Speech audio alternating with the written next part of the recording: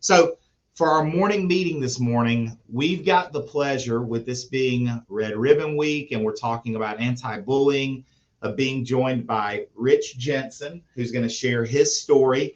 I want to thank Coach Cody and the wrestling people at Presbyterian College because they have brought Mr. Jensen to town. He's working with the Presbyterian College wrestling team, and we are fortunate to have him join us.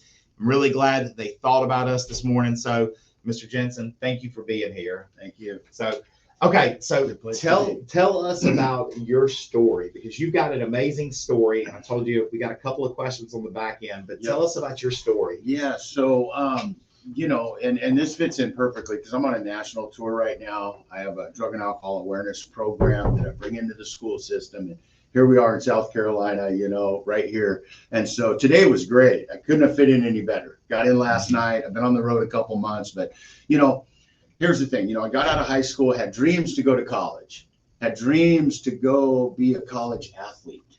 And, unfortunately, a few bad decisions in my life snowballed into more bad decisions, and pretty soon I hit a real slippery slope, and I was caught up in the web of addiction. And drugs and alcohol dictated a lot of the choices that I made moving forward after high school. Being an athlete, coming from a good home, good family belief system, I wasn't bound for that life. I was bound to go to college, and made a few bad choices, and next thing you know, I'm fighting to get my feet back on the ground. Fought to get sober, fought to find a positive life in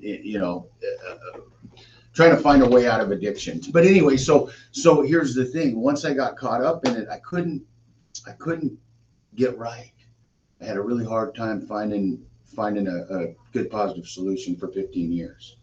And so 15 years of my life was gone in the wink of an eye. Using drugs, in and out of jail, went to prison for a while, found myself at a homeless shelter in 2003 with the clothes on my back at 34 years old, trying to figure out what happened to my life. What happened to little Ricky? What happened to that kid with all those aspirations and goals for his life? And got sober in 2003 from a homeless shelter. And today I've been sober 19 years. I haven't had a drink or a drug. And I made a choice at that time to try to figure out, do whatever it took to change my life, because I was tired of living the way I was. I realized that it had a grasp on me that I needed professional help. But I found wrestling, and wrestling became that vehicle. Sports is such a great outlet. It's such a great vehicle to help structure your life in a positive way. And so I started wrestling again I started wrestling again at 37 years old. It's unheard of. I went back to college. I was 10 years older than the coaches, 20 years older than the competitors in college, but I knew I needed wrestling, and I knew that it would help my life. I didn't know I'd be here with you today, traveling the country, sharing my story with youth. But I knew that it would help my life, and I would find it would help me stay sober. Mm-hmm. And so in that process, I ended up competing for 10 years.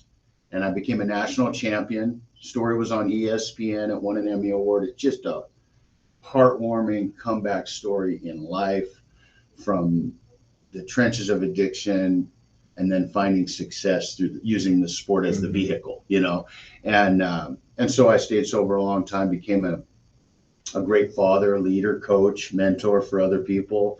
And so that's my life mission now. It's about sharing some of the struggles I faced, and hopefully teach some kids that those choices you make can dictate your future, and they can be tough. I dug a pretty big hole, a pretty dark place. But today I'm in an amazing place today. I've been sober a long time. I've been able to help other people understand some of the pitfalls I've faced, and hopefully they don't make the same choices I made,